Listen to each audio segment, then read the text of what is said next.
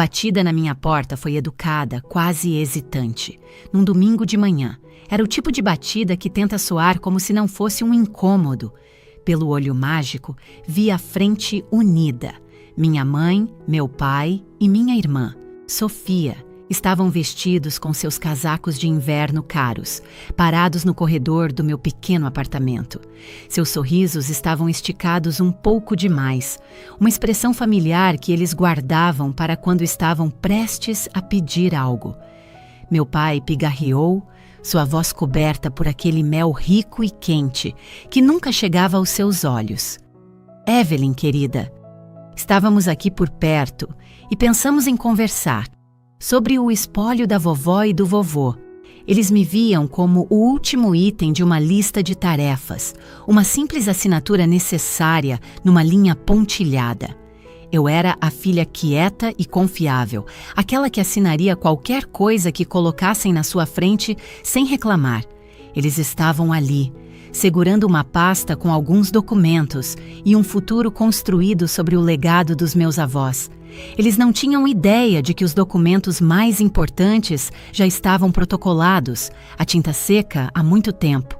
O espólio estava sob meu comando, não era para eles reivindicarem, e o mundo deles, meticulosamente planejado, estava prestes a ruir.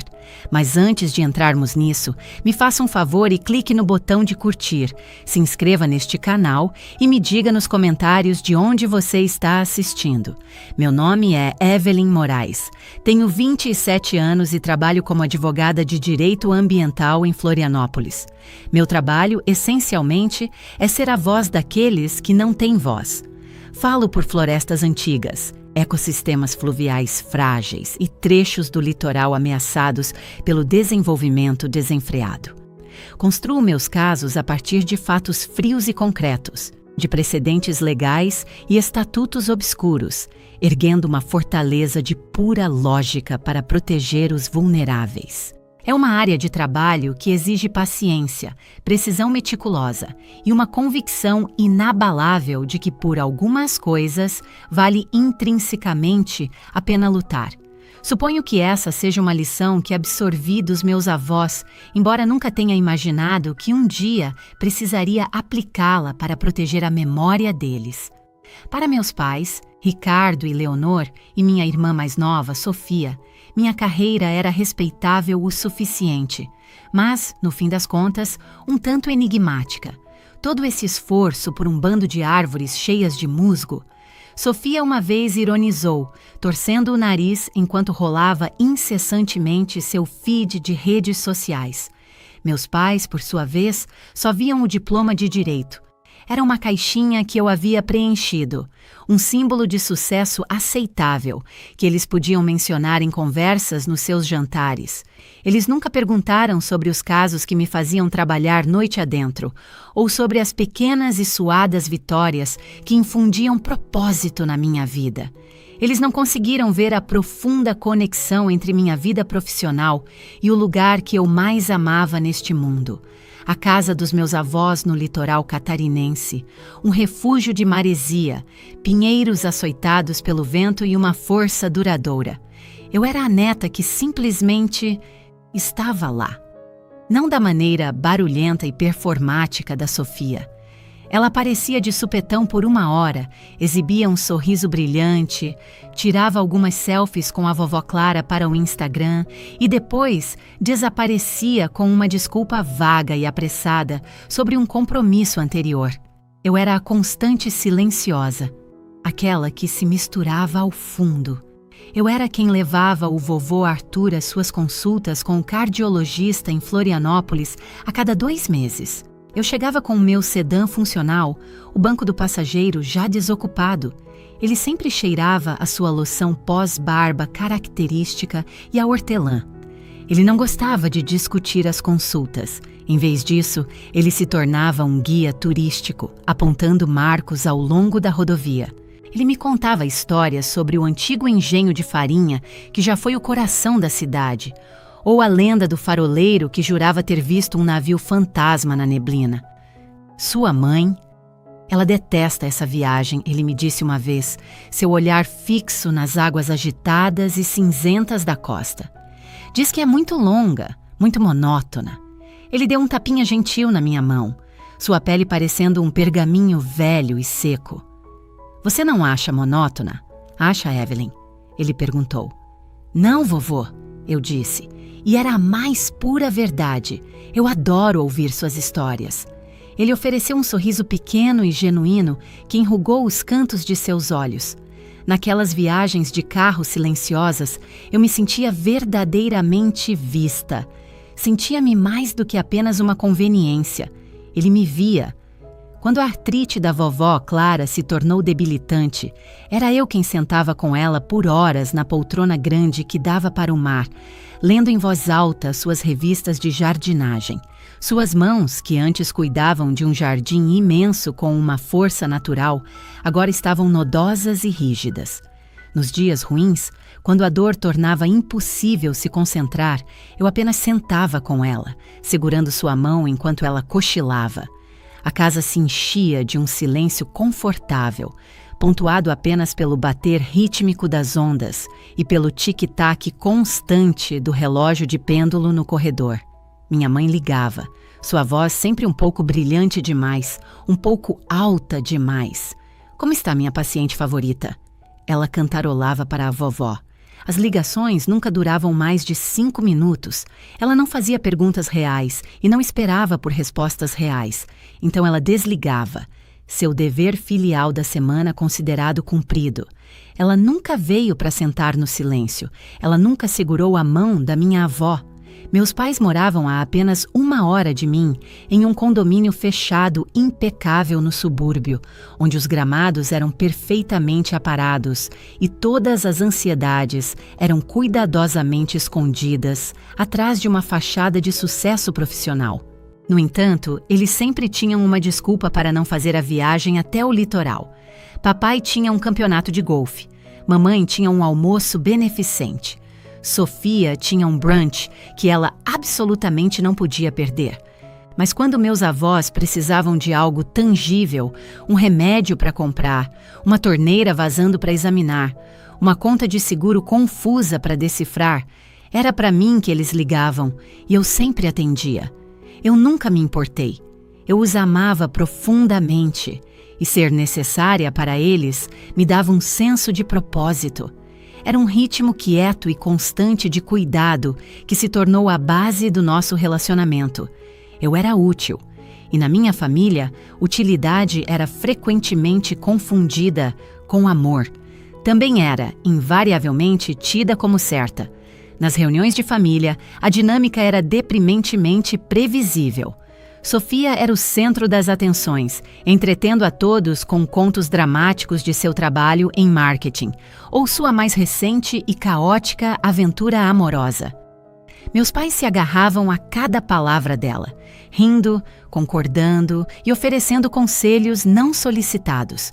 Eu era a pessoa que silenciosamente reabastecia as taças de vinho, ajudava minha avó na cozinha, arrumando o caos crescente. Evelyn, seja um anjo e pegue outra garrafa de Chardonnay, meu pai gritava, seus olhos nunca deixando Sofia enquanto ela encenava algum drama do trabalho. Eu era uma função, um par de mãos úteis. 1 ano para a minha formatura da Faculdade de Direito, meus avós me deram um belo e clássico conjunto de caneta tinteiro. Para todos os documentos importantes que você vai assinar, vovó disse, seus olhos brilhando de orgulho.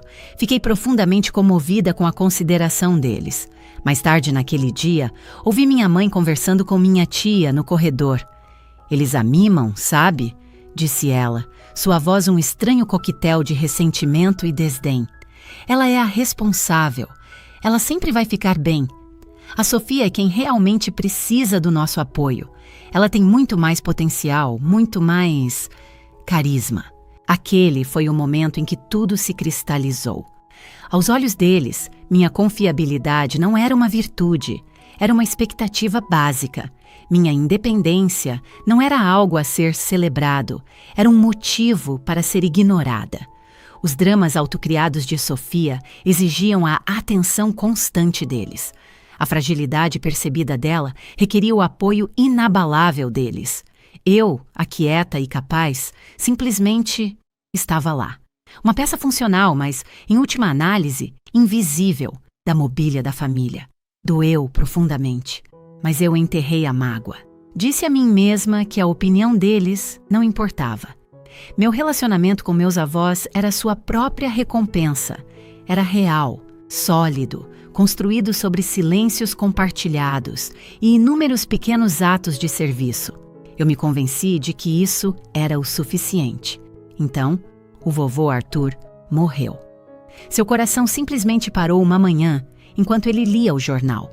O funeral foi um borrão surreal, mas a imagem da minha avó, parecendo completamente perdida e à deriva, está gravada em minha memória. Depois disso, a saúde dela declinou rapidamente.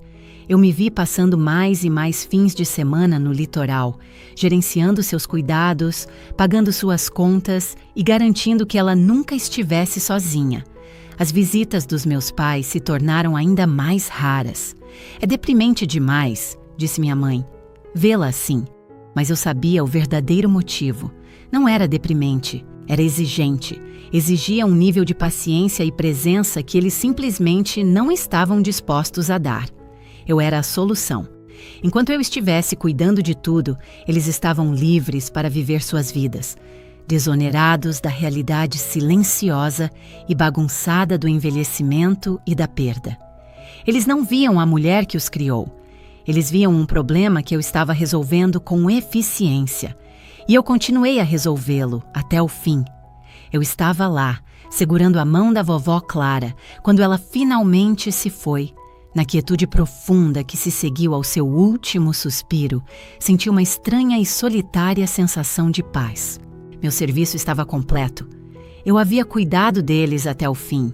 Eu nutria uma esperança ingênua de que minha família pudesse finalmente me ver, que eles pudessem reconhecer os anos de devoção silenciosa. Eu estava errada. Eles não viram a neta que havia dado seu tempo, sua energia e seu coração. Eles viram um caminho livre. O problema havia sido resolvido. O obstáculo havia desaparecido. Agora, tudo no que restava era o espólio. E pela primeira vez em muito, muito tempo, eles olharam para mim. Eles olharam para mim e viram algo de que precisavam desesperadamente. O dia do funeral da vovó Clara foi típico do sul do Brasil. O céu tinha a cor de concreto molhado e uma garoa fina e persistente se agarrava a tudo, fazendo o ar cheirar a terra úmida e pinho. Fiquei sob o abrigo da entrada da pequena capela litorânea, observando os convidados chegarem, seus guarda-chuvas pretos se abrindo um a um no estacionamento. Uma estranha dormência me envolveu. Um espaço vazio no peito, onde eu sentia que uma tempestade de luto deveria estar.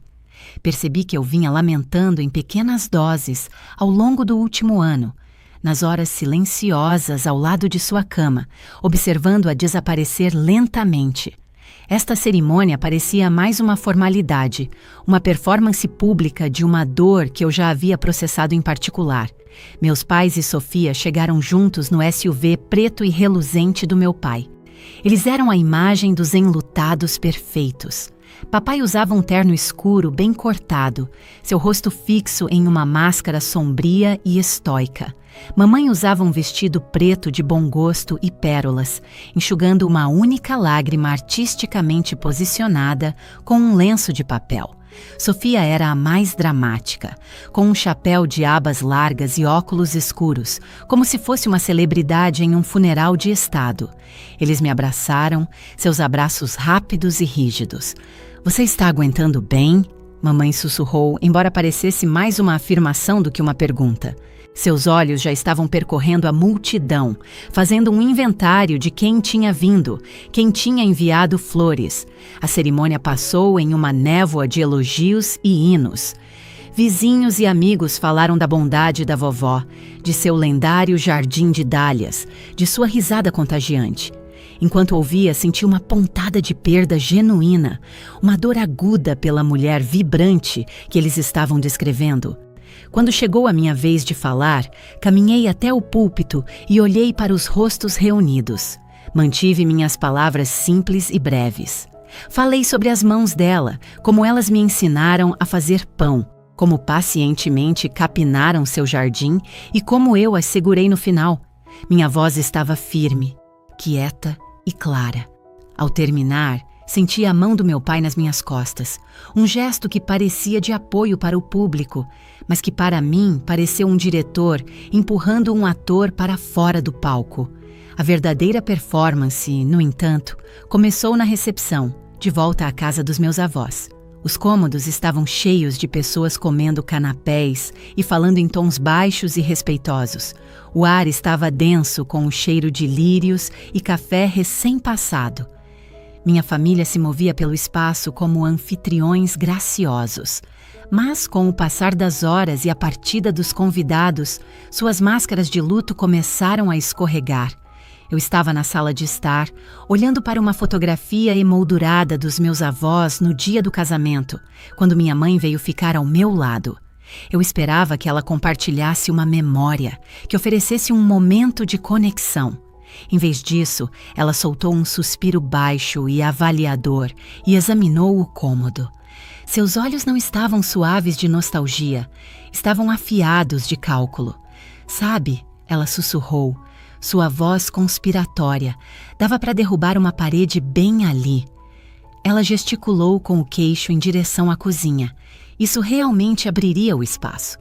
Imagine uma ilha grande, todos os eletrodomésticos novos. Este lugar poderia ficar espetacular com uma cozinha nova. Eu apenas a encarei. O cheiro dos lírios do funeral ainda estava pesado no ar. O avental favorito da minha avó ainda estava pendurado em um gancho perto da despensa. E minha mãe já estava planejando uma demolição. As palavras foram tão chocantes, tão completamente fora de lugar, que por um momento não consegui compreendê-las. Foi como ouvir um relatório do mercado de ações no meio de uma oração. "Mãe?", eu disse, minha voz quase inaudível. Ela se foi há apenas 2 dias. Ela acenou com a mão, de forma desdenhosa, como se meu sentimentalismo fosse uma mosca incômoda. "Estou apenas pensando no potencial, querida, no valor. Seus avós teriam querido que fôssemos práticos. Foi quando a primeira rachadura apareceu na minha dormência. Foi uma fissura fria e afiada de incredulidade. Práticos, eles nem sequer esperaram as flores em seu caixão murcharem. Na hora seguinte, tornei-me uma observadora no Museu da Avareza da minha própria família. Meu pai estava no escritório com meu tio, não relembrando o amor do vovô por livros de história, mas discutindo impostos sobre a propriedade e leis de zoneamento. Só a metragem de frente para o mar já é uma mina de ouro. Ouvi-o dizer, sua voz baixa e animada. Sofia, enquanto isso, vagava pela casa tocando em móveis com um ar calculista. Eu a vi no quarto da minha avó, passando a mão sobre um espelho antigo com verso de prata, não vendo um objeto querido, mas um item para avaliação. Ela estava mentalmente etiquetando cada peça da vida de seus avós com um preço. Senti uma profunda sensação de violação. Eles estavam despindo a casa do amor e das memórias, deixando para trás apenas seu valor de mercado. Cada objeto, cada canto, guardava uma história para mim. O ponto desgastado no braço da poltrona do vovô, onde ele descansava o cotovelo, a fraca marca de altura a lápis para Sofia e para mim, escondida atrás da porta da despensa, as cortinas desbotadas pelo sol no quarto de hóspedes que a vovó mesma costurou. Para mim, essas coisas eram relíquias sagradas. Para eles, eram inventário. O momento final e esclarecedor veio quando os últimos convidados estavam de saída. Meus pais, minha irmã e eu estávamos na entrada. Meu pai bateu as mãos, um gesto de eficiência enérgica. "Tudo bem", disse ele, sua voz profissional. "Precisamos começar a pensar nos próximos passos. Contratar um corretor, esvaziar o lugar. Evelyn, você conhece a casa melhor do que ninguém. Pode ficar responsável por organizar todas as coisas pessoais deles. Não era um pedido, era uma delegação. Estavam me designando o trabalho emocional de desmantelar a vida dos meus avós para que pudessem lucrar com mais eficiência. Eles queriam que eu empacotasse as memórias, as cartas, as fotografias, todas as peças bagunçadas e inconvenientes de uma vida vivida, para que pudessem ficar com uma casca limpa, vazia e vendável. Olhei para seus rostos, corados com uma estranha e ávida energia. Não havia luto ali, apenas antecipação. E naquele momento entendi a verdade com uma clareza nauseante. A herança não era um legado do amor dos meus avós, era um prêmio que eles sentiam que haviam ganhado. Não se tratava de preservar uma memória, tratava-se de alavancar um ativo. E eu era apenas mais uma ferramenta a ser usada nesse processo. A ferramenta quieta, confiável e útil. Eles esperavam que eu fizesse o trabalho duro e depois me afastasse.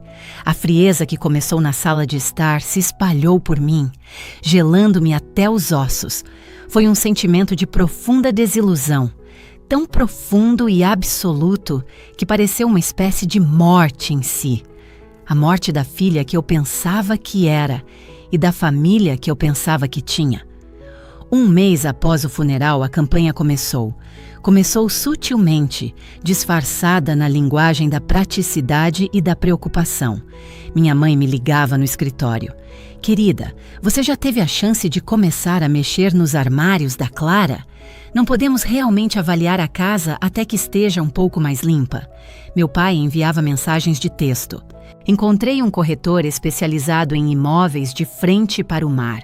Diz que o mercado está aquecido agora. Deveríamos agir rápido. Eles eram uma unidade coordenada. Um ataque em duas frentes de insistência alegre e logística impaciente. Eu os contive com adiamentos educados e vagos. Estou sobrecarregada com um grande caso no trabalho. Eu dizia. Vou tentar ir lá, neste fim de semana. Cada desculpa me comprava mais alguns dias de silêncio, mas também amplificava visivelmente a frustração deles. Eu estava me tornando um obstáculo, uma engrenagem rangente em sua máquina bem lubrificada de liquidação. O ponto de virada chegou em uma noite de terça-feira. Minha mãe insistiu que eu fosse jantar lá, usando um tom que deixava claro que não era um convite, mas uma intimação. Precisamos ter uma conversa de família adequada sobre o espólio, Evelyn. Todos nós precisamos estar na mesma página. Entrei na casa deles, um lugar que sempre pareceu mais uma página de revista de decoração do que um lar. Tudo era imaculado, bege e desprovido de personalidade. O jantar foi tenso. Meu pai monopolizou a conversa, expondo sua grande estratégia. Ele já havia falado com o corretor, um homem chamado Beto, e tinha um cronograma claro. Ele queria a casa vazia até o final do mês, no mercado no primeiro dia do próximo, e vendida antes do final do trimestre. Ele falava de ganhos de capital e custos de fechamento, sua voz transbordando da autoridade de um CEO em uma reunião trimestral. Sofia intervinha com suas ideias para preparar a casa para a venda, usando termos como paletas de cores neutras e despersonalizar o espaço. A ironia era tão espessa que eu poderia ter engasgado. Eles queriam apagar sistematicamente todos os vestígios dos meus avós para tornar a casa deles mais atraente para estranhos. Fiquei sentada, empurrando um pedaço de salmão pelo prato, oferecendo murmúrios não comprometedores. Meu silêncio, que eu pretendia como um escudo, eles interpretavam como consentimento passivo. Após o jantar, minha mãe insistiu em me mostrar um catálogo de projetos de cozinha para a casa deles. Com o dinheiro da venda, podemos finalmente fazer aquela reforma completa, disse ela, seus olhos brilhando ao apontar para si a foto de uma enorme ilha de mármore. Seu pai merece uma boa recompensa depois de todo o seu trabalho duro. Uma onda de náusea me atingiu. Pedi licença, murmurando algo sobre precisar de um copo d'água. Escapei para o silêncio estéril da cozinha deles, apoiando-me na bancada de granito frio, respirando fundo e com firmeza. O som abafado de suas vozes vinha da sala de jantar. Eu não pretendia bisbilhotar, mas fiquei paralisada no lugar. E então ouvi Sofia rir, um som agudo e desdenhoso. Ela está sendo tão difícil com isso, disse Sofia. Qual é o problema dela? Ela está apenas sendo sentimental, respondeu a voz da minha mãe, pingando condescendência. Ela vai ceder, ela sempre cede. Então veio a voz do meu pai, mais baixa e séria. Era a voz que ele usava quando estava fechando um negócio. Ela precisa entender a posição dela aqui. Afinal, ela nos deve. Nós pagamos por cada centavo daquela sua faculdade de direito caríssima. É hora de ela mostrar um pouco de gratidão e ajudar a família. O mundo inclinou. O copo em minha mão parecia impossivelmente pesado. Nós pagamos por cada centavo. A mentira era tão descarada, tão audaciosa, que me tirou o fôlego. Fui atingida por uma lembrança, nítida e clara, de 10 anos antes. Eu estava sentada na mesa da cozinha dos meus avós, a mesma que minha mãe agora queria substituir. A carta de aceitação da faculdade de Direito estava em minhas mãos, mas meu rosto estava tenso de preocupação. Não sei como vou poder pagar por isso, eu havia confessado a eles, o peso das mensalidades me esmagando. Meu avô estendeu a mão sobre a mesa e cobriu a minha com a dele. Evelyn, ele disse, sua voz firme e gentil. Sua avó e eu estivemos economizando para isso. Este é o nosso presente para você. Estamos investindo em você. Você não deve nada a ninguém. Apenas nos dê orgulho. Vovó assentiu, seu sorriso radiante. Queremos que você tenha uma vida própria, livre e desembaraçada, disse ela. Sem dívidas, ninguém te cobrando nada. Eles haviam pago por tudo. Eles me deram minha liberdade, minha carreira, minha independência. E agora, meus próprios pais estavam tentando roubar esse presente, torcê-lo em uma arma para usar contra mim. Eles não estavam apenas apagando meus avós da casa deles. Estavam tentando apagá-los da minha vida, reescrevendo a história para se adequar à sua própria narrativa gananciosa. Então Sofia falou novamente, sua voz tingida com a crueldade casual que eu conhecia tão bem. Sério, apenas diga a ela o que fazer. Ela é fácil de controlar. Fácil de controlar. As palavras caíram como pedras no silêncio da cozinha. Era tudo o que eu era para eles. Um problema a ser resolvido. Um recurso a ser gerenciado. A filha obediente, quieta e fácil. A garota que era útil, mas invisível. Eles não eram apenas gananciosos. Eles não tinham respeito por mim, pela memória dos meus avós ou por seus últimos desejos. Eles haviam apagado meus anos de cuidado, minha devoção silenciosa e substituído por uma mentira transacional. Eu lhes devia. Algo dentro de mim não apenas rachou, endureceu. Foi uma mudança química, como água se transformando em gelo. A mágoa, a tristeza, o ressentimento silencioso que vinha fervendo por anos esfriou em algo sólido e afiado. Foi um momento de clareza absoluta e arrepiante. Meu sentimentalismo não era o problema. Meu amor por meus avós não era um obstáculo. Era minha força. E meu silêncio não era mais um escudo. Estava prestes a se tornar uma arma. Afastei-me da bancada, meus movimentos calmos e deliberados. Voltei para a sala de jantar. Os três olharam para cima, a conversa parando abruptamente. Eles me viram ali, minha expressão indecifrável. "Tudo bem, querida?" minha mãe perguntou, seu sorriso vacilando. "Perfeitamente", eu disse, minha voz uniforme. "Vocês estão certos. Precisamos seguir em frente. Vou começar a limpar a casa neste fim de semana." O alívio inundou seus rostos. Meu pai sorriu. "Essa é a minha garota", disse ele. Eles viram minha conformidade. Eles ouviram minha rendição. Eles não tinham ideia de que estavam ouvindo uma declaração de guerra silenciosa. Eles achavam que tinham me controlado. Mal sabiam que tinham acabado de criar sua própria oposição, armada com um diploma de direito que não pagaram e uma memória que não podiam corromper. Minha vida efetivamente se dividiu em duas. De dia, eu era a Evelyn que eles conheciam, ou pelo menos a versão dela em que acreditavam. Eu era uma advogada de direito ambiental, submersa em processos e petições. Participei de depoimentos, discuti com advogados da parte contrária e redigi moções para proteger bacias hidrográficas e matas nativas. Meu trabalho era um refúgio, um reino onde a lógica reinava e a justiça, embora muitas vezes lenta, era alcançável. Eu sentava no meu escritório bem acima da cidade e lutava por pedaços da terra, canalizando minha raiva silenciosa e latente em argumentos meticulosos e inatacáveis. Meus colegas me viam como focada, talvez um pouco mais intensa do que o normal, mas atribuíam isso a um caso difícil. Eles não sabiam que o verdadeiro caso que eu estava construindo era profundamente pessoal. Então, às 5 da tarde, eu arrumava minha pasta, ia para casa, para meu pequeno e silencioso apartamento, e minha segunda vida começava.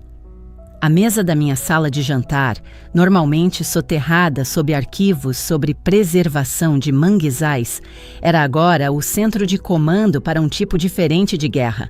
Troquei livros de direito ambiental por textos sobre sucessões e espólios. Imprimi todo o Código de Processo Civil de Santa Catarina, destacando seções com um marcador amarelo. Passei inúmeras horas online, mergulhando na jurisprudência, aprendendo a dança intrincada do dever fiduciário e o poder blindado de um fideicomisso irrevogável. Enquanto meus pais ligavam para corretores e minha irmã folheava catálogos de imóveis, eu estava estudando. A linguagem da lei, que antes parecia abstrata, agora vibrava com um significado potente e pessoal. Palavras como inventariante, beneficiário e vontade testamentária não eram mais apenas vocabulário para uma prova. Eram as ferramentas que eu usaria para construir uma fortaleza ao redor do legado dos meus avós. O primeiro passo foi abrir oficialmente o inventário e me nomear como inventariante do testamento. Meu pai havia arrogantemente presumido que o papel seria dele. Mas uma semana após o incidente da escuta, visitei meu pequeno cofre no banco. Dentro havia um envelope pardo que meu avô me dera 2 anos antes. Não abra isso até que eu me vá. Ele havia instruído, seus olhos sérios. E não mencione a seus pais. É melhor assim. Dentro estava seu testamento, nítido e oficial. E na segunda página, em linguagem clara e inequívoca, ele me nomeara Evelyn Moraes, como a única inventariante de seu espólio. Um adendo curto, escrito à mão, estava anexado, alterando uma versão anterior. Evelyn foi quem cuidou de nós, ele escreveu. Ela entende o que é importante. Confio plenamente em seu julgamento. As palavras eram um escudo, um presente do além. A presunção de controle do meu pai era legalmente infundada. Ele apenas não sabia disso ainda. Protocolei a papelada no tribunal. Foi um processo burocrático e silencioso, sem drama. Apenas formulários preenchidos em 3 vias e uma taxa de protocolo. Em poucas semanas, o tribunal enviou de volta o termo de compromisso de inventariante. Eu estava no controle. Legalmente. Completamente. Eu disse à minha família que estava cuidando da papelada inicial, uma frase vaga que eles aceitaram sem questionar. Eles presumiram que eu estava apenas fazendo o trabalho braçal antes de entregar as rédeas ao meu pai. Eles me viam como sua secretária, não como sua estrategista. Suas ligações e mensagens continuaram, uma batida constante de ganância. O Beto, o corretor, quer saber quando pode passar para tirar fotos. Meu pai mandou uma mensagem. Eu respondia: o espólio ainda está sendo processado. Avisarei quando for um bom momento. Minha mãe ligava, sua voz doce e venenosa. Sofia e eu vimos o sofá seccional mais perfeito para a sala da casa de praia. Realmente iluminaria o ambiente para a venda. Eu dizia: vamos adiar qualquer compra por enquanto, mãe. Os bens do espólio estão bloqueados durante o inventário. Cada conversa era um cuidadoso jogo de xadrez. Eu lhes dava informações suficientes para mantê-los aplacados, jargão legal suficiente para fazê-los pensar que os atrasos eram normais e burocráticos. A impaciência deles era minha aliada. Quanto mais eles pressionavam, mais revelavam seu foco obstinado no dinheiro, o que era toda a confirmação de que eu precisava de que estava fazendo a coisa certa. Meu plano começou a tomar forma durante aquelas longas noites de estudo. A casa ficava em um trecho intocado do litoral catarinense, com vista para uma reserva marinha protegida. Meus avós não apenas moravam lá, eles eram seus guardiões.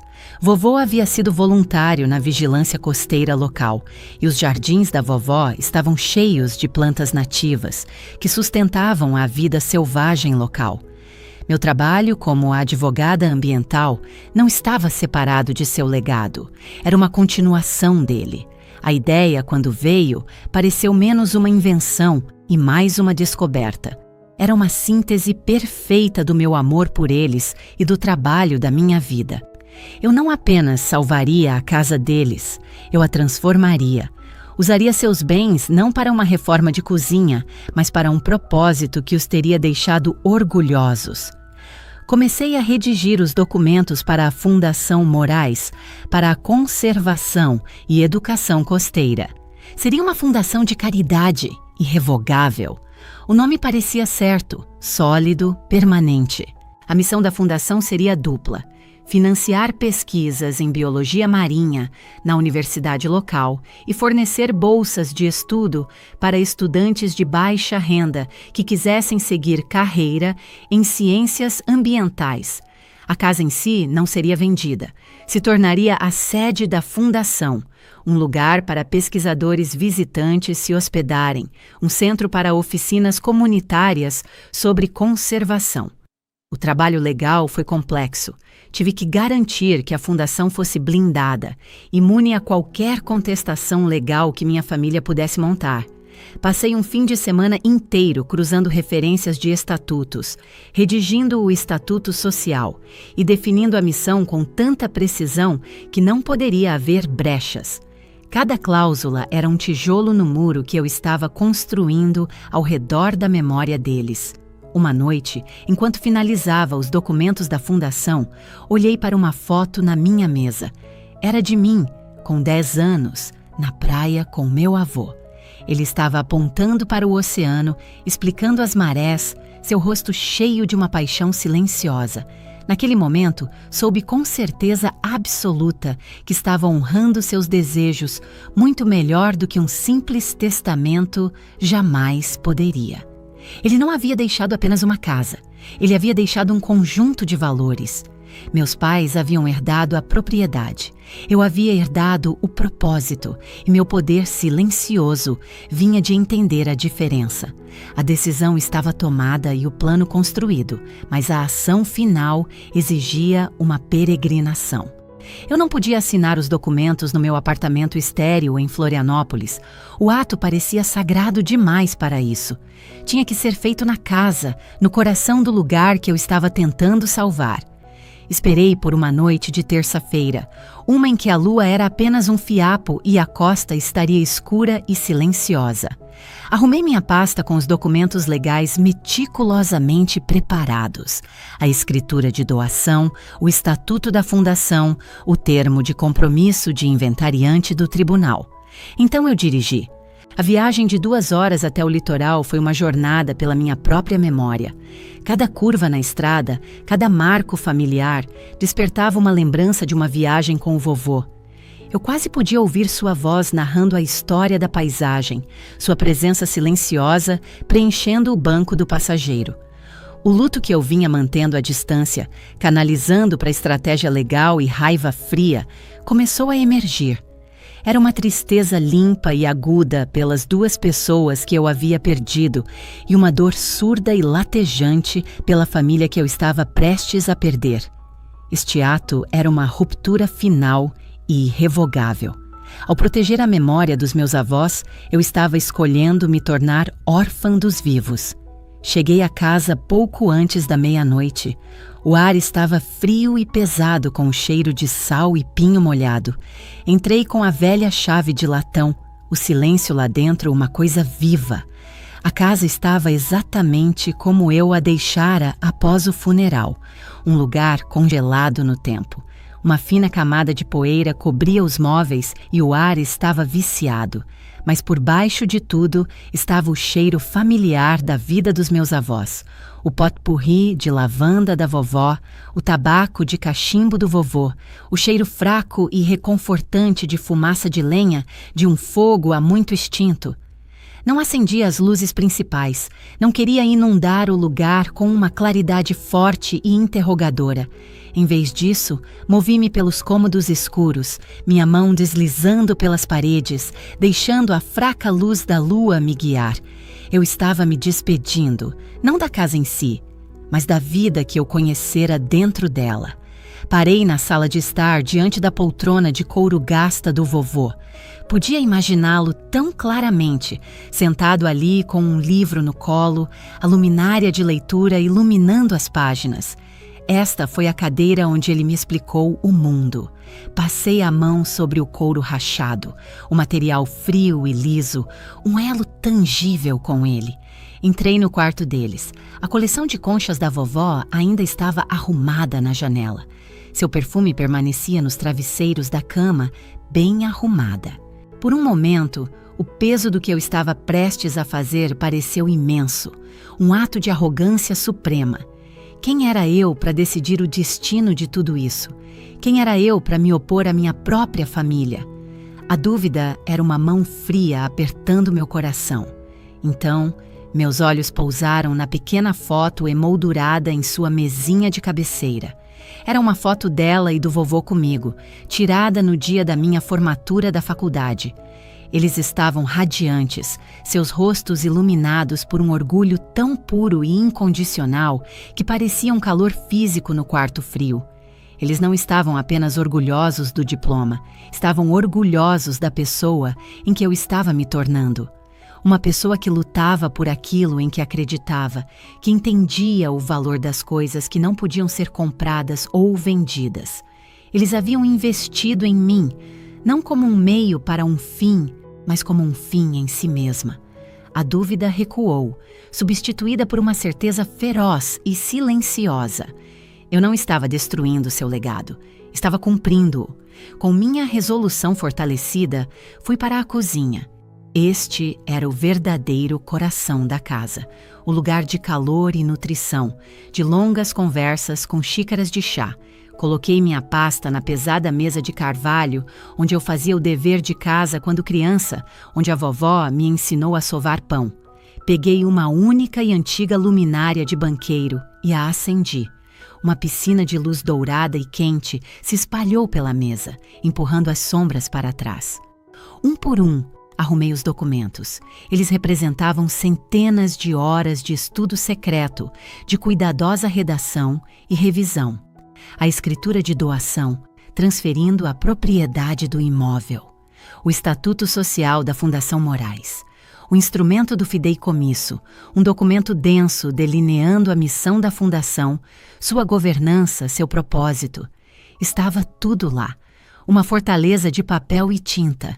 Sentei-me, respirei fundo e peguei a caneta tinteiro cara que comprei para esta ocasião específica. Seu peso parecia sólido e sério em minha mão. Li a primeira página do Estatuto uma última vez. A Fundação Moraes, começava, é estabelecida em memória amorosa de Arthur e Clara Moraes, para preservar a beleza natural do litoral catarinense e para apoiar a próxima geração de seus guardiões. Minha mão pairou sobre a linha da assinatura. Este era o ponto sem retorno. O traço desta caneta seria uma declaração de guerra à minha família, mas também seria o maior ato de amor que eu poderia oferecer aos meus avós. Pensei nas palavras de minha mãe no funeral. Este lugar poderia ficar espetacular com uma cozinha nova. Pensei na mentira do meu pai. Nós pagamos por cada centavo. Pensei no desdém de Sofia. Ela é fácil de controlar. E então pensei na voz do meu avô. Nos dê orgulho, Toquei a ponta da caneta no papel. A tinta fluiu, preta e permanente. Assinei meu nome, Evelyn Moraes, inventariante. Assinei na escritura. Assinei no estatuto. Assinei em todas as páginas que o exigiam. Minha assinatura estava firme. Minha mão não tremeu. Quando o último documento foi assinado, empilhei-os cuidadosamente de volta em uma pilha organizada. O ato estava consumado. A casa, o dinheiro, as memórias estavam seguros agora. Pertenciam ao mar, ao futuro, à memória do amor, não às garras da ganância. Uma paz profunda e pesada se instalou sobre mim. Não era o sentimento vertiginoso da vitória, mas a quietude solene de uma promessa cumprida. Apaguei a luminária e a luz da lua encheu novamente o cômodo. Caminhei até a grande janela da cozinha que dava para o oceano escuro e agitado. O primeiro indício do amanhecer começava a clarear o céu a leste, uma linha cinza tênue separando o mar dos céus. A casa permanecia silenciosa ao meu redor, não mais apenas uma propriedade, mas uma protetora. E eu, sua arquiteta silenciosa, observei o novo dia começar, sozinha, mas não solitária. Nas 2 semanas que se seguiram à minha viagem noturna, uma calma enganosa se instalou. Protocolei os documentos assinados e autenticados na comarca e no estado. A Fundação Moraes era agora uma entidade legal e a transferência dos bens do espólio era uma questão de registro público, enterrada nas engrenagens lentas e rangentes da burocracia, onde ninguém notaria, a menos que estivesse procurando especificamente. Minha família, é claro, não estava procurando lá. Eles estavam procurando no Zap Imóveis. O primeiro tremor veio de Sofia. Foi uma mensagem de texto que chegou numa tarde de sexta-feira enquanto eu estava em uma reunião. Consistia em uma única captura de tela de uma busca no Zap Imóveis por propriedades na cidade dos meus avós. Um círculo rosa brilhante desenhado ao redor do espaço vazio, onde a casa deveria estar. O texto abaixo dizia: Eu ignorei. Sabia que o silêncio seria mais enervante para ela do que qualquer desculpa. Algumas horas depois, meu telefone tocou. Era Sofia. Deixei ir para a caixa postal. Sua mensagem era uma cascata de sussurros frenéticos. Evelyn, atende. É sério? O que está acontecendo? Liguei para o Beto, o corretor, e ele disse que não consegue falar com você há 1 semana e que o contrato de exclusividade nunca foi assinado. As pessoas vão pensar que há algo de errado com a propriedade. Você está nos fazendo parecer incompetentes. Me liga de volta. O pânico dela era uma confirmação.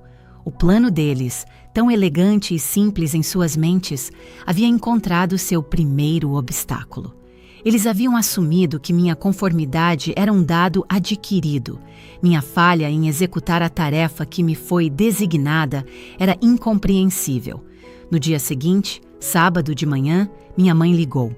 A abordagem dela foi diferente, uma luva de seda escondendo um punho de ferro. Evelyn, querida, ela começou, sua voz irradiando uma preocupação doce e fabricada. Sofia me disse que você tem estado um pouco sobrecarregada com todo esse negócio do espólio.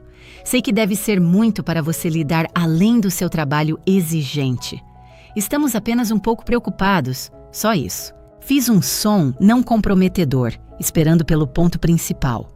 Seu pai e eu estávamos conversando, ela continuou, e realmente achamos que seria melhor se você deixasse ele assumir a papelada a partir de agora.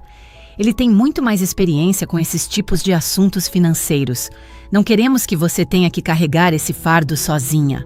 A oferta era uma obra-prima de condescendência. Ela estava enquadrando minha inação deliberada como incompetência, minha estratégia cuidadosa como o tropeço de uma criança sobrecarregada. Eles queriam retomar o controle, corrigir o erro de um dia terem me confiado a menor responsabilidade. Isso é atencioso da sua parte, mãe, eu disse, minha voz calma e uniforme. Escolhi minhas palavras com a precisão de uma advogada. Mas não há necessidade de se preocupar. Como inventariante, tenho o dever legal e fiduciário de administrar os assuntos do espólio. Tudo está prosseguindo de acordo com os canais legais adequados. É um processo lento. Mas o corretor... Ela começou. O espólio ainda não está em posição de celebrar quaisquer contratos. Eu a interrompi suavemente. Manterei vocês informados sobre quaisquer desenvolvimentos significativos. Houve um momento de silêncio frustrado do outro lado. Eu havia usado a linguagem da lei como um escudo, um muro de procedimento inescrutável com o qual ela não podia discutir.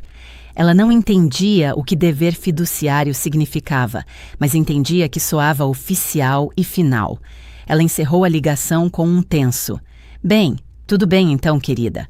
Apenas nos mantenha informados. Se a arma da minha mãe era a manipulação, a do meu pai era uma marreta. Ele ligou 1 hora depois.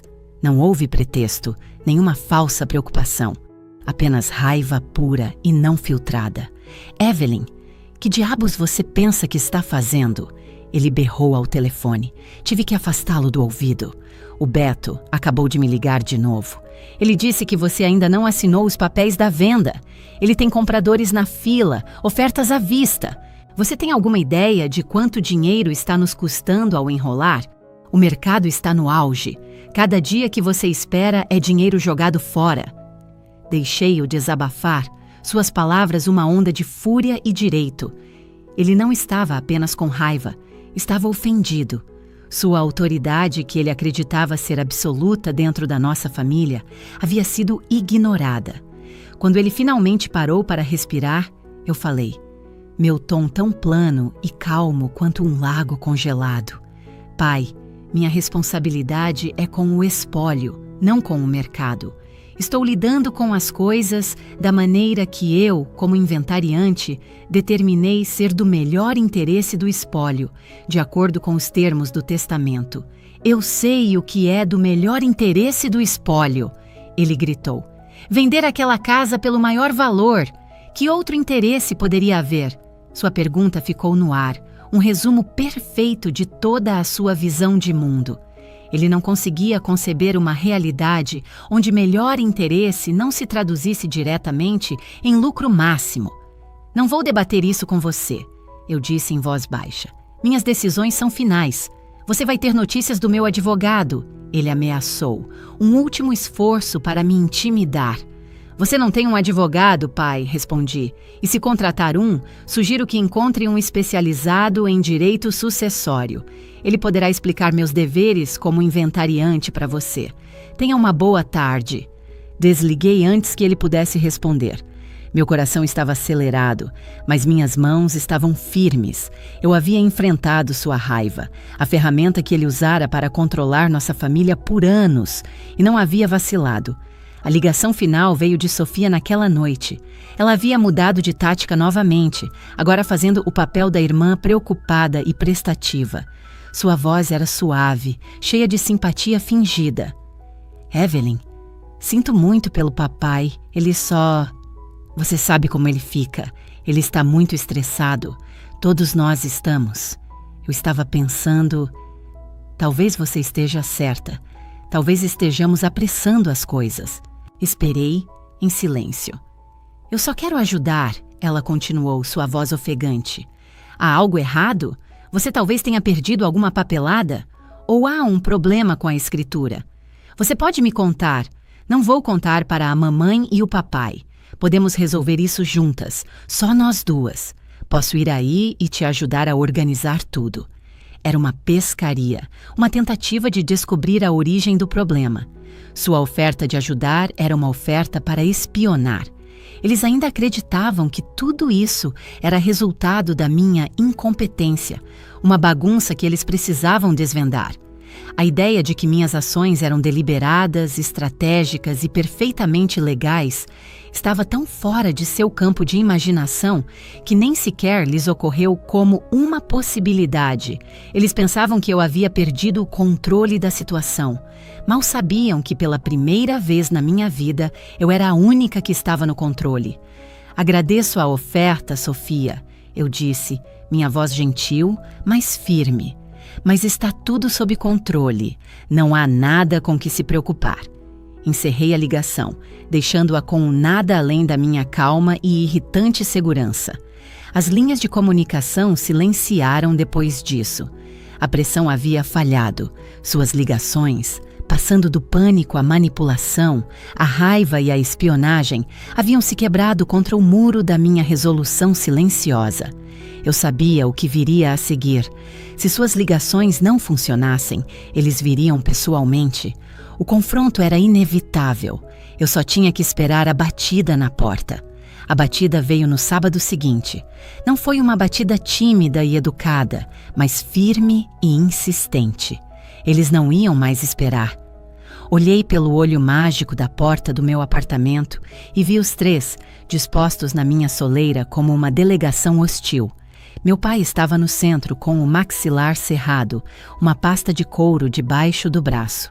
Minha mãe estava ao lado dele, segurando uma caixa de confeitaria amarrada com uma fita alegre.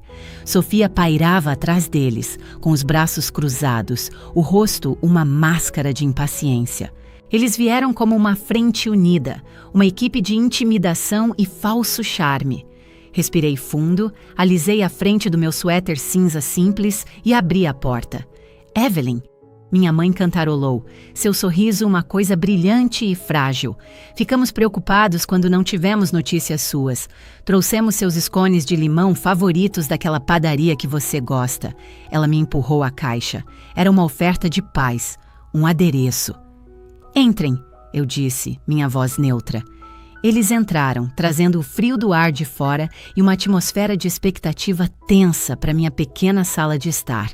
Meu apartamento, geralmente meu santuário, de repente pareceu invadido pelo perfume forte da minha mãe e pela visão da bolsa de grife de Sofia, que custava mais que o meu sofá. Eles se acomodaram no meu sofá enquanto eu colocava a caixa de scones na mesinha de centro, deixando-a fechada. Meu pai, nunca de rodeios, foi direto ao ponto. Ele colocou sua pasta de couro na mesa com um baque decisivo. Evelyn, não temos tempo para mais joguinhos. Ele começou, sua voz baixa e autoritária.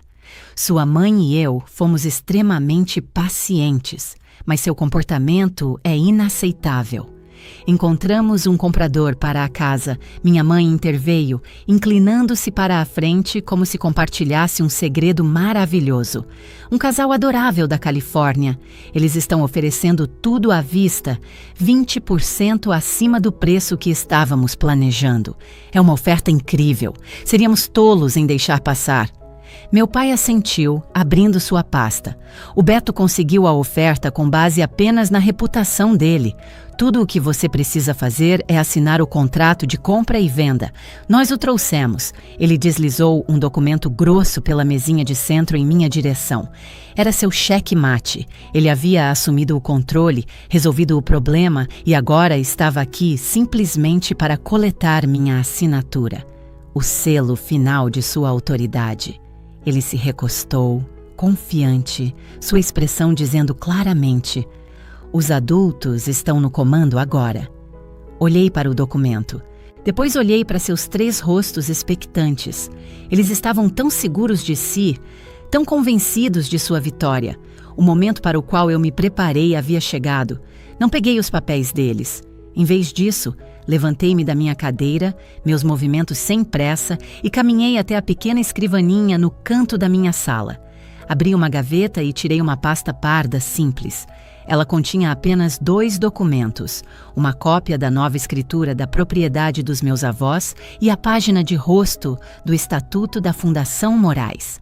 Voltei para a mesinha de centro e, sem uma palavra, coloquei minha pasta diretamente sobre o contrato do meu pai. O gesto foi silencioso, mas silenciou a sala. Meu pai encarou a pasta, um lampejo de irritação cruzando seu rosto. O que é isso? Sofia, sempre impaciente, estendeu a mão e abriu a capa. Minha mãe e meu pai se inclinaram, suas cabeças juntas enquanto examinavam a página de cima. Observei seus rostos, um estudo em compreensão em câmera lenta. Vi os olhos de Sofia percorrerem as primeiras linhas da escritura da propriedade. Vi sua testa franzir em confusão, depois seus lábios se entreabrirem em descrença. Seu rosto, tão cuidadosamente maquiado, pareceu perder toda a cor de uma vez. O que isso diz? Minha mãe sussurrou, a mão voando para suas pérolas. Sofia olhou para mim, seus olhos arregalados com uma mistura de choque e horror crescente.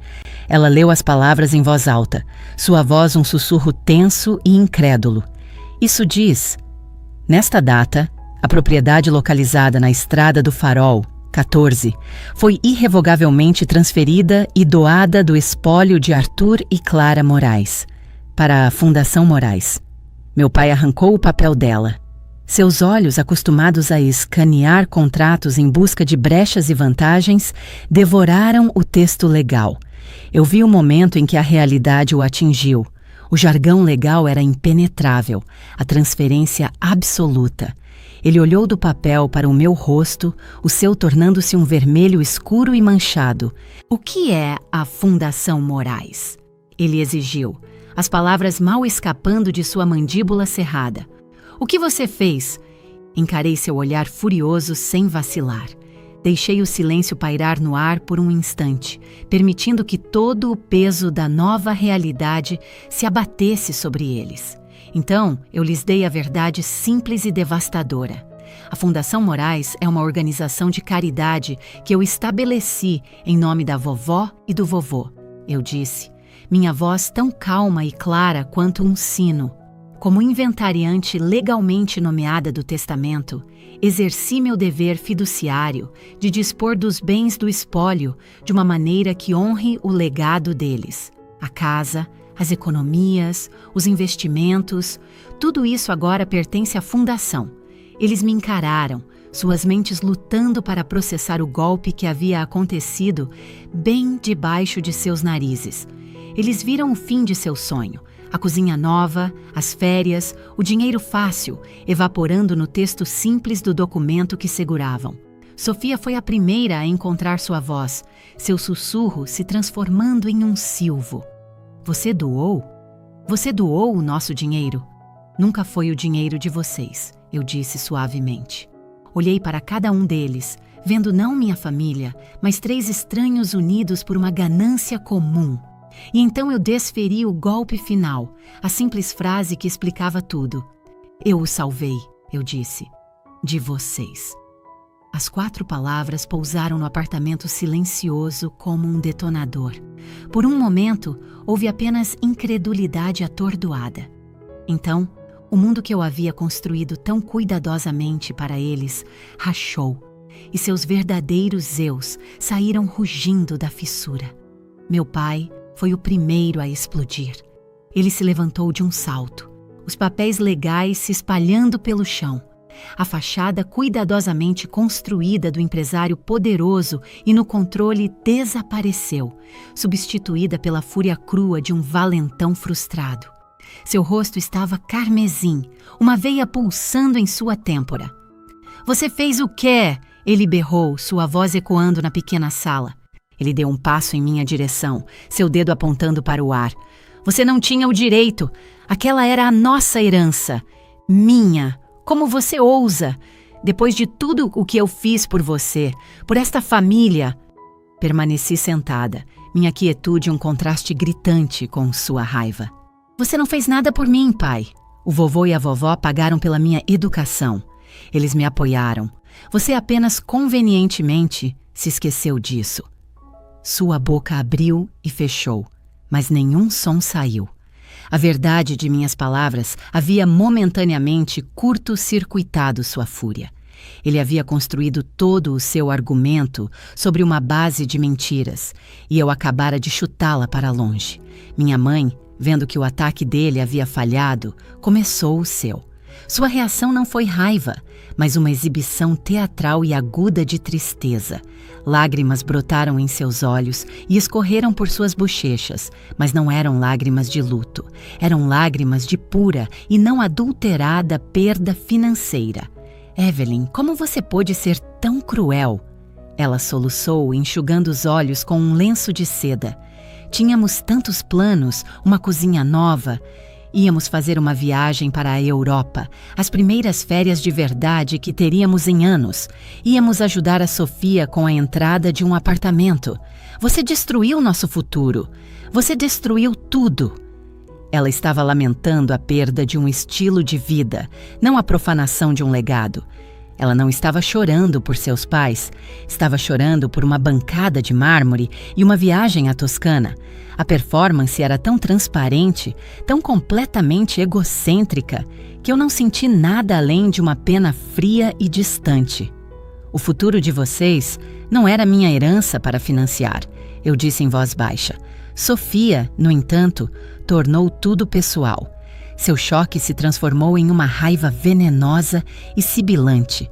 Ela se levantou do sofá, seu corpo tenso, seus olhos estreitados, com uma vida inteira de supostas injustiças e ressentimentos de irmã.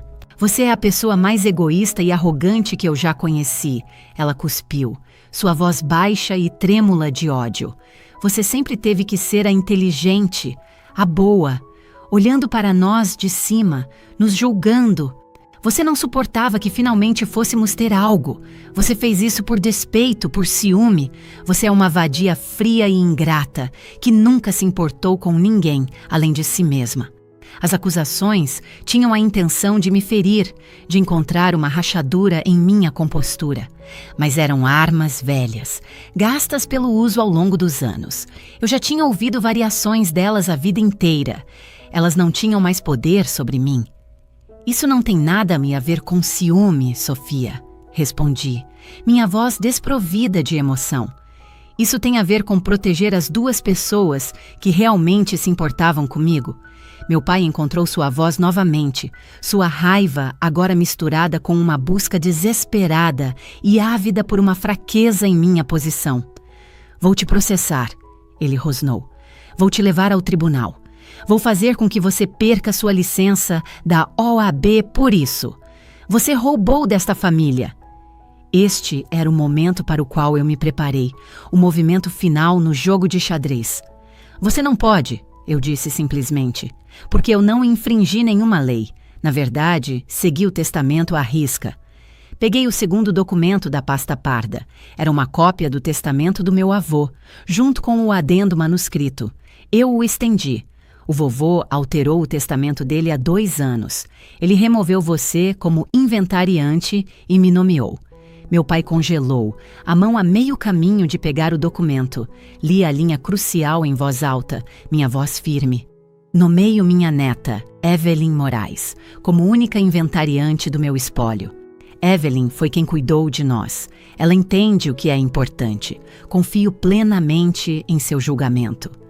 Deixei as palavras assentarem, um testamento final e inegável do além. Meu dever fiduciário como inventariante é honrar seus desejos. E decidi que uma fundação de caridade que incorpora seus valores é um legado mais adequado do que vender a casa deles para o maior lance para financiar seus estilos de vida. Eu o honrei. Vocês queriam apagá-lo. Um silêncio terrível e derrotado caiu sobre a sala. Eles não tinham mais nada.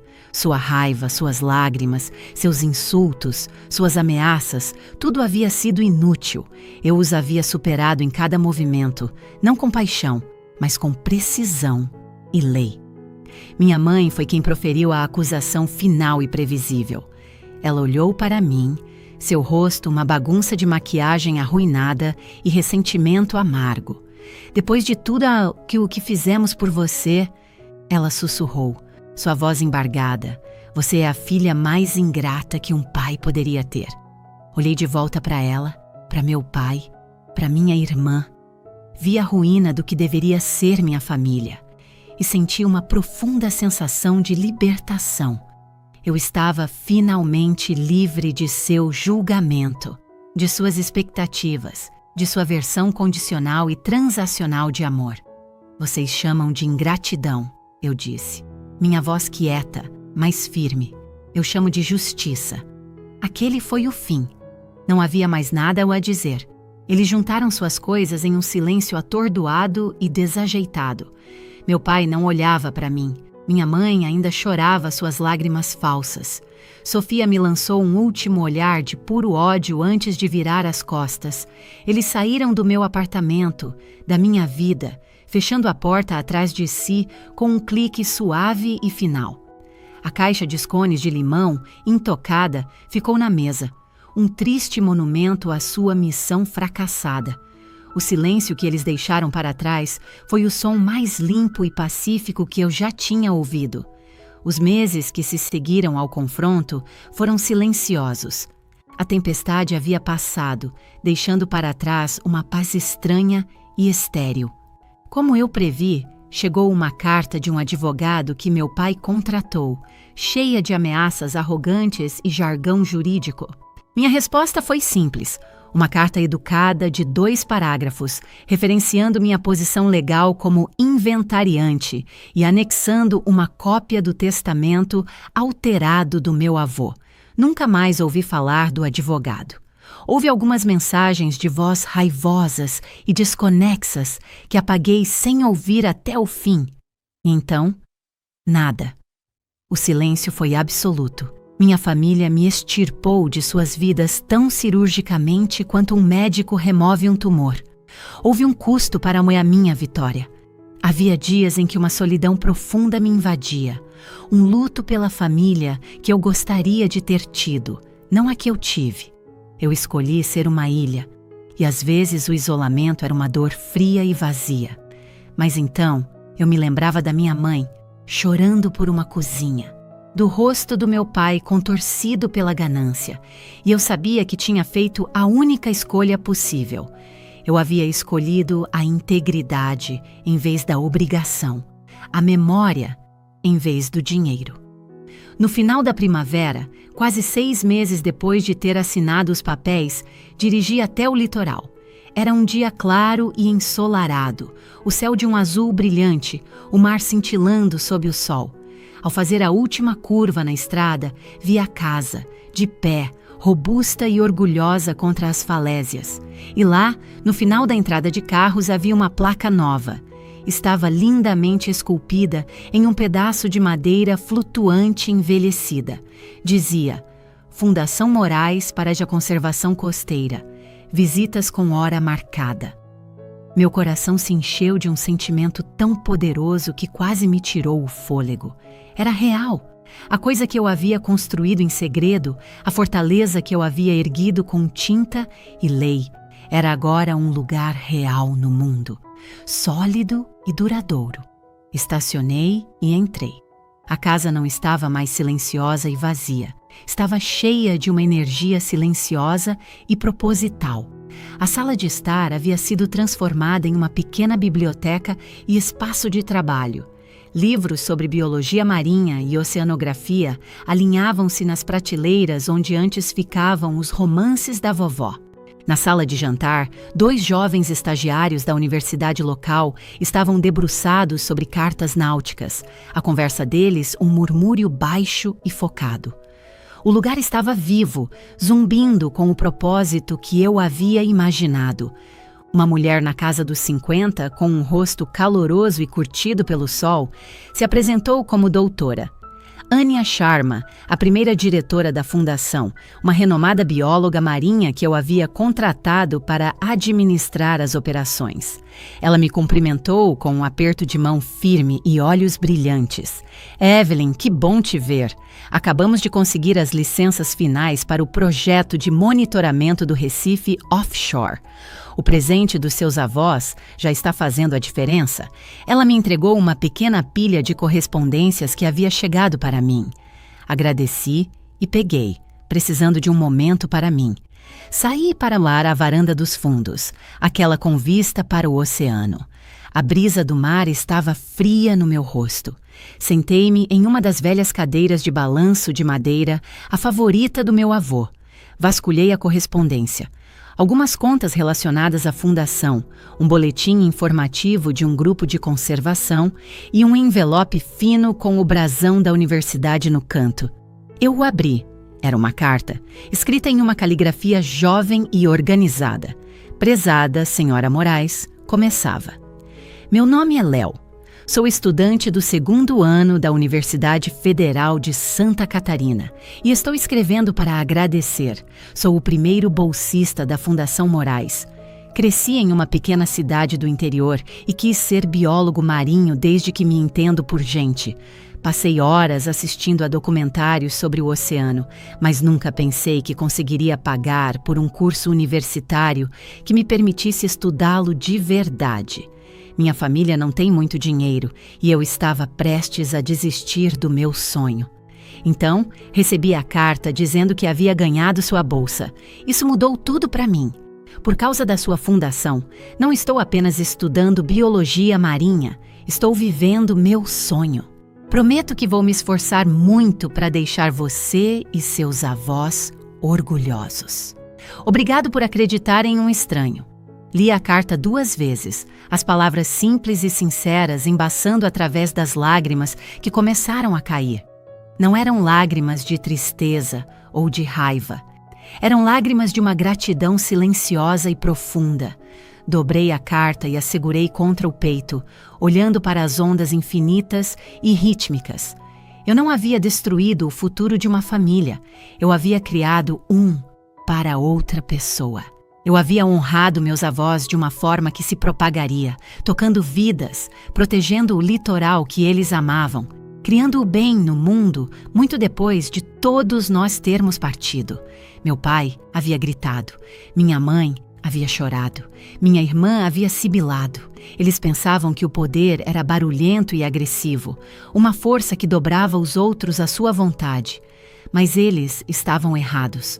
O poder nem sempre ruge. Às vezes, é tão silencioso quanto o virar de uma página em um livro de direito. Às vezes, é escrito no traço firme de uma caneta em um quarto silencioso e iluminado por uma luminária. É selado não na raiva, mas no silêncio. E sua verdadeira medida não está no que você tira, mas no que você constrói e no que você escolhe proteger. O mar se lembra, e agora o mundo também se lembraria. Fim da história.